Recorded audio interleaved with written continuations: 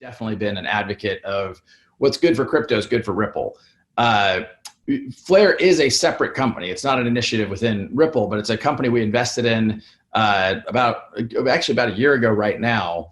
And from my point of view, the simple view is let's combine the best components of what XRP represents, which is extremely fast settlement, with some of the best components of what Ethereum represents, smart contracts, as well as something they call Avalanche for consensus. And that helps extend XRP's utility and allows developers to create smart contracts for new use cases like lending, like derivatives. So, I think it's super exciting to watch the Flare, the team there build what they're building. I think it is early days, but I think it's indicative of all the different ways that you can use the XRP ledger and the advantages the XRP ledger has relative to some other blockchains.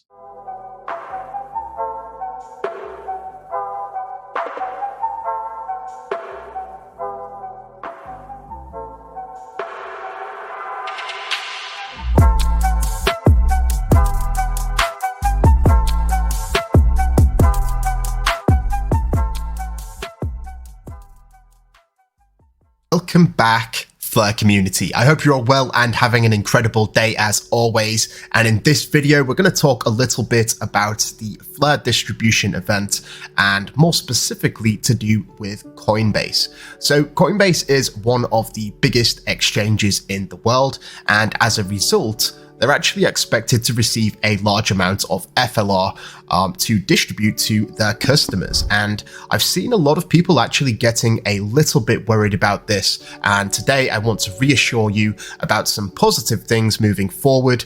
And we're going to start right here with this article about the Flare token distribution event.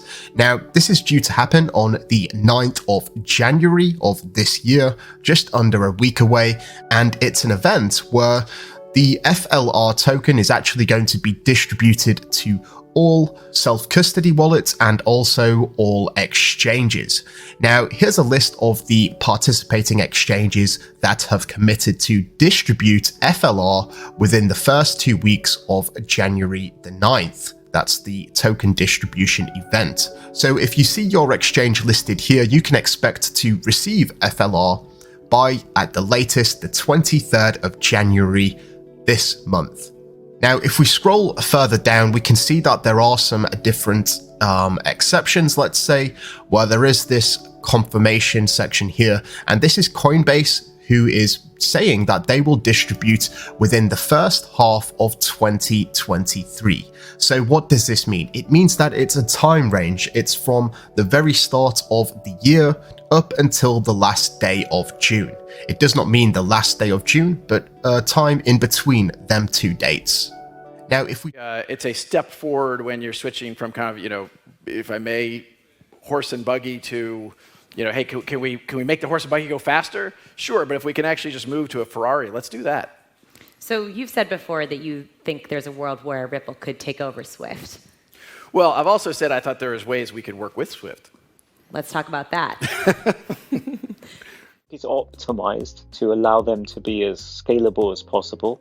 One of those scalability plans is to enable the FTSO to massively scale from what it's currently doing. So currently doing about 12 prices at the moment, but looking to sort of, the technical ways to scale it to handle 1,000 prices. It's currently updating every 3 minutes. There's potentially technical ways to allow it to update every block. So, we're essentially this network which draws data in. The data comes from the network infrastructure providers, so the validators. So as many of you know, we're now onboarding the FTSOs as validators. This is radically different to like an Oracle system which sits on top of a blockchain is very hard to scale because it's not optimized. The blockchain isn't optimized for data. It's expensive because you've got to use the native gas token of the blockchain, and you've got to use the token of the protocol in order to pay for data. And they're very, very hard to decentralize because they don't get to take advantage of the structure of the network, the infrastructure provider role of the network. So Flare is this network for data. And then, as again, most people know, we're building two types of bridge. One called the F assets for non-smart contract tokens like Bitcoin and XRP and Litecoin and Dogecoin. And then Layer Cake, which is going to be a general bridge for many chains, but also specifically, it's going to be involved in bringing value from other networks to Flare. And so if you take a smart contract platform with this novel data capabilities, and then you put two strong bridges around it, what you actually end up with is this utility layer that can serve essentially, I don't want to say all of blockchain, but a very, very wide set of the blockchains. Mission Control, we have liftoff.